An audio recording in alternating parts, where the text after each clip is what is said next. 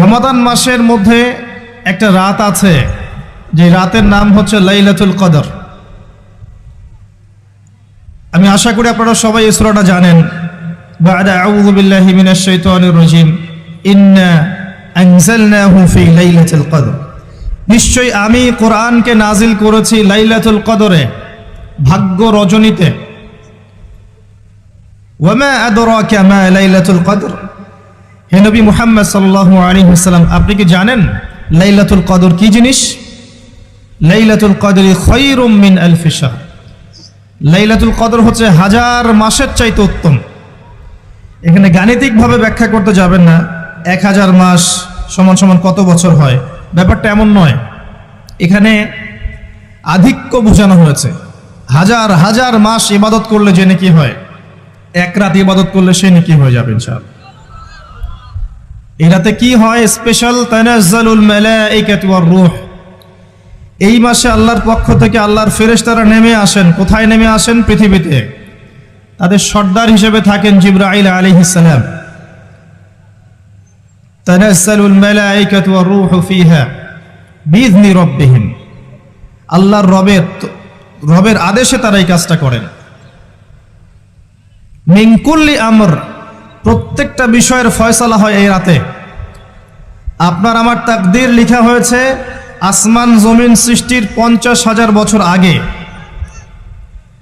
আপনার আমার তাকদীর লেখা হয়েছে আসমান জমিন সৃষ্টির 50,000 বছর আগে। আল্লাহ পাক সমস্ত সৃষ্টির তাকদীর লিখেছেন প্রথম দফায়। দ্বিতীয় দফায় তাকদীর লেখা হয়েছে যখন আমার আপনার রূহ আমাদের মায়ের গর্ভে ছিল 4 মাস 10 দিন বয়স। ওই সময় আল্লাহর পক্ষ থেকে ফেরেশতা আসেন, এসে লিখে দেন তার হায়াত, তার রিজিক, সে সৌভাগ্যবান না দুর্ভাগ্যবান। এরপর রূহটাকে ফুঁকে দেন, বাচ্চা নড়াচড়া শুরু করে। এর আগ পর্যন্ত পেটের মধ্যে বাচ্চা নড়াচড়া করে না। যখন রূহটা ফুঁকে দেওয়া হয়, তারপর থেকে বাচ্চা নড়াচড়া শুরু করে। দ্বিতীয় দফায় তাকদীর লেখা হয়। এরপরে তৃতীয় দফা লেখা হয় এই লাইলাতুল কদরে, যে আগামী 1 বছর কি হবে, আপনি কি করবেন। অর্থাৎ 1 বছরের বাজেট প্রণয়ন করা হয় প্রত্যেক লাইলাতুল কদরে। তানাজ্জালুল মালাইকাতু ওয়ার রূহ ফিহা বিইذনি রাব্বিহিম মিন কুল্লি আমর। এই রাতের আরেকটা বৈশিষ্ট্য হচ্ছে সালামুন হিয়া হাত্তা মাতলাইল ফজর। ফজর পর্যন্ত এই রাতে শান্তি শান্তি শান্তি শান্তি প্রশান্তি বজায় থাকে। এই রাতে আপনি যে দোয়া করবেন, যে কোনো দোয়াই করবেন, যদি আপনার রিজিকটা হালাল হয় ইনশাল্লাহ কবুল হয়ে যাবে। যে কোনো দোয়া। এই রাতে যারা ইবাদত করে দাঁড়িয়ে দাঁড়িয়ে, তাদের চতুর্দিকে ফেরেশতারা সমবেত হন, তাদের দোয়ায় তারা শরীক হন, তাদের জন্য দোয়া করতে থাকেন। ঠিক তখনই দেখবেন মুমিন বান্দার চোখ দিয়ে টপ টপ করে পানি পড়া শুরু হয়েছে। আপনি ফিল করতে পারবেন যে আপনার দোয়া আল্লাহ কবুল করছেন। এই রাতের ইবাদতকে 1000 মাস দিয়ে গুণ করলেও কখনো সমান হবে না। একটা রাত ইবাদত করলে আপনি হাজার হাজার মাসের নেকি পাচ্ছেন। এই সুযোগটাকে ছেড়ে দেওয়া যায়? কবে এই রাত স্পেসিফিকলি বলা যাবে না, 27 তারিখেই স্পেসিফিকলি বলা যাবে না যে 21-এর রাতেই, 23-এর রাতেই বা 25-এর রাতেই, নির্দিষ্ট করে বলার কোনো সুযোগ নাই। নবী সাল্লাল্লাহু আলাইহি ওয়াসাল্লাম লাইলাতুল কদর পেয়েছেন এবং ওই রাতে বৃষ্টি হচ্ছিল। তিনি সেজদা করছেন, তার কপালের মধ্যে মসজিদে নববীর যে মাটি আছে এই মাটির কাদা লেগেছিল। তখন কিন্তু মসজিদ টাইলস ফিটিং ছিল না। মাটির মসজিদ থেকে নবী সাল্লাল্লাহু আলাইহি ওয়াসাল্লাম বিশ্ব পরিচালনা করেছেন। আর আমাদের এখন তাজমহলের মতো মসজিদ, হেদায়েতের কোনো হও নাই এখানে। এটা আখিরুজ্জামানের সাইন। মসজিদগুলো হবে চাকচিক্যময়, হেদায়েত শূন্য। হাদিস একদম স্পষ্ট আছে, মসজিদ হবে চাকচিক্যময় কিন্তু হেদায়েত শূন্য। ইভেন দেখবেন নামাজ পড়ছে মুসল্লি, পাশে হই হুল্লা করছে। দিনের কথা আলোচনা হলে বা নামাজ পড়লে, কেউ কোরআন তেলাওয়াত করলে আদবের সাথে যে পাশে শোরগোল করতে হয় না, এটাও এখন বুঝাতে হয়। বুঝাতে গিয়ে যদি আপনি এই আয়াত তেলাওয়াত করেন, লাহুম কুলুবুন লা ইয়াফকাহুনা বিহা, কিছু মানুষকে আল্লাহ পাক কলব দিয়েছেন, বোঝে না। ওয়ালাহুম আযানুন লা ইয়াসমাউনা বিহা, কিছু মানুষকে আল্লাহ পাক কান দিয়েছেন, শোনে না। ওয়ালাহুম আ'ইউনুন লা ইউবসিরুনা বিহা, কিছু মানুষকে আল্লাহ পাক চোখ দিয়েছেন দেখে না। উলাইকা কাল আনআম, এরা আনআমের মতো। বাল হুম আদাল, বরং তার চাইতেও নিকৃষ্ট। তখন কিছু মানুষের ইগোতে লেগে যায়। আচরণ কিন্তু এমনই। কোরআন যেখানে তেলাওয়াত করা হচ্ছে, নবীর হাদিসের কথা বলা হচ্ছে, সেখানে উঁচু স্বরে কথা বলা জায়েজ নেই। নামাজ পড়ছে একজন ব্যক্তি, সে আল্লাহর সাথে সরাসরি কথা বলছে, তার পাশে কথা বলা জায়েজ নেই। এমনকি নামাজরত ব্যক্তির পাশে কোরআন তেলাওয়াত করাও জায়েজ নেই। আমি কথা কি বুঝতে পারছেন? একজন ব্যক্তি নামাজে দাঁড়িয়েছে, আল্লাহর সাথে কথা বলছে, পাশে আপনি কোরআন তেলাওয়াত করতে পারবেন না জোরে জোরে। মনে মনে করতে হবে, করতে চাইলে মনে মনে করতে হবে। অনেক সময় মসজিদের ভিতরে দেখবেন নামাজ পড়া হচ্ছে, শোরগোল করছে। নবী সাল্লাল্লাহু আলাইহি ওয়াসাল্লাম বলেছিলেন, আখিরুজ জামানে, তিরমিজিতে আছে হাদিসটা, আখিরুজ জামানে ইসলামের নামটুকু থাকবে, ইসলামের প্রকৃত বিষয়গুলো থাকবে না। কোরআনের মাসহাফ থাকবে, যে মাসহাফ, কোরআনের মাসহাফটা থাকবে, এর শিক্ষাগুলো থাকবে না। মসজিদগুলো হবে চাকচিক্যময়, কিন্তু মসজিদ হবে হেদায়েত শূন্য। আর চতুর্থ লাইনটা আরো ভয়ঙ্কর। 4 নম্বর লাইনে গিয়ে নবীজি বলেছেন সাল্লাল্লাহু আলাইহি ওয়াসাল্লাম, আসমানের নিচে জমিনের উপরে আল্লাহর সবচেয়ে নিকৃষ্ট সৃষ্টি হবেন এক শ্রেণীর আলেম, যাদের থেকে ফিতনা ছড়াবে এবং তাদের দিকেই ফিতনা ফিরে আসবে। তিরমিজির মধ্যে হাদিসটা আছে, যে কোনো আলেমকে জিজ্ঞাসা করে এটা কোন শ্রেণীর আলেম, এটা বোঝার জন্য আপনার পিএইচডি করার দরকার নাই। যারা দিনকে দুনিয়ার বিনিময়ে বিক্রি করেছে, তারাই সেই শ্রেণীর আলেম। যারা সত্য কথা বলতে ভয় পেয়েছে, তারাই সেই শ্রেণীর আলেম। যারা সত্যকে মিথ্যার সাথে মিশ্রিত করেছে, তারাই সেই শ্রেণীর আলেম। এবং যারা ইসলামের নামে উম্মাকে শতদা বিভক্ত করে দিয়েছে, এরাই সেই শ্রেণীর আলেম।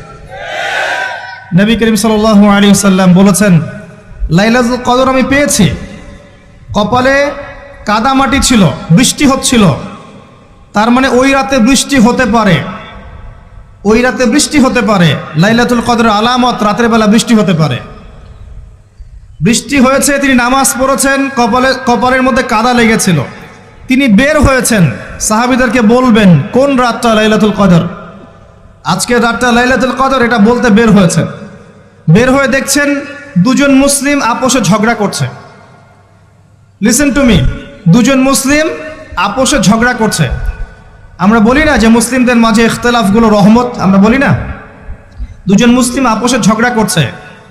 এই কাজটার কারণে আল্লাহ রাব্বুল আলামিন নবী সাল্লাল্লাহু আলাইহি ওয়াসাল্লামের হৃদয় থেকে এই কথাটাকে তুলে নিলেন। তিনি আর বললেন না এক্স্যাক্টলি কোন রাতে লাইলাতুল কদর ছিল, তিনি বলতেই বেরিয়েছিলেন যে কোন রাতে লাইলাতুল কদর ছিল।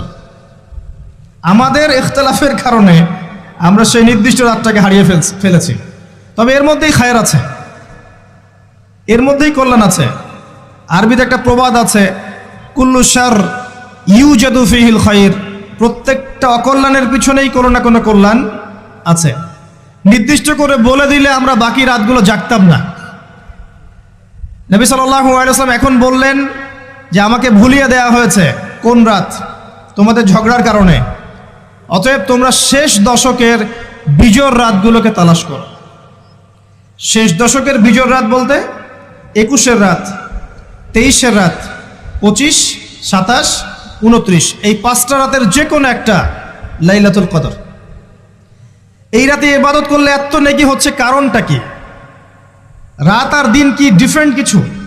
প্রত্যেক রাতেই কিন্তু আল্লাহ পাক প্রথম আসমানে নেমে আসেন, প্রত্যেক রাতে, শুধু শবে বরাতের রাতে নয়, শুধু নিসফে শাবানের রাতে নয়, কিন্তু প্রত্যেক রাতেই আল্লাহ পাক প্রথম আসমানে নেমে আসেন। তিনি কিভাবে নেমে আসেন এটা ব্যাখ্যা করার দরকার নেই আমাদের। আল্লাহ পাক বলেছেন নেমে আসি, বাস আসি। কারণ সবকিছু আমরা যুক্তি, বিজ্ঞান, দর্শন দিয়ে প্রমাণ করতে পারবো না। পারবো?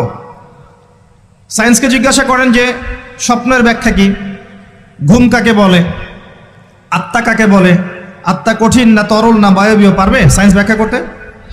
কবরের আযাব কি, জিন জাতি কি, জিন জাতি কাকে বলে, জিন জাতি কেমন দেখতে, মালায়েকা কেমন, তারা কিভাবে কাজ করে, তাদের ফাংশন কি, তারা কি ব্যাখ্যা করতে পারবে? আমাদের একটা চেতনা তৈরি হয়েছে, সায়েন্স যা বলবে তাই সত্য। এই চেতনা পুরোপুরি সত্য নয়। কোরআন এবং সুন্নাহ, আল্লাহ এবং তার রাসূল যা বলবেন সেটাই চূড়ান্ত সত্য। এর বাইরে সত্য মিথ্যার চূড়ান্ত কোনো মানদণ্ড নাই। হ্যাঁ, সায়েন্সের ভিত্তি আমরাই দিয়েছি, এটা অমুসলিমরা দেয়নি, এর ভিত্তি মুসলিমরা দিয়েছে। পরবর্তীতে এরা এর উপর ঘষা মাজা করেছে। এখন সায়েন্টিফিক এবং টেকনোলজিক্যাল রেভলিউশন আসছে পশ্চিমা সভ্যতা থেকে। এই সভ্যতার ধারক বাহক ছিলাম আমরা। সভ্যতা এদের দ্বারা শুরু হয়নি, সভ্যতা নবীদের দ্বারা শুরু হয়েছে। তো সবকিছু সায়েন্স দিয়ে ব্যাখ্যা করা যাবে এমন নয়, কারণ সায়েন্সের সীমাবদ্ধতা আছে, আল্লাহর জ্ঞানের কোনো সীমাবদ্ধতা নাই। তো আল্লাহ নেমে আসেন, ব্যাস নেমে আসেন। নেমে এসে আল্লাহ পাক কি বলেন? আল্লাহ পাক তিনটা কথা বলেন।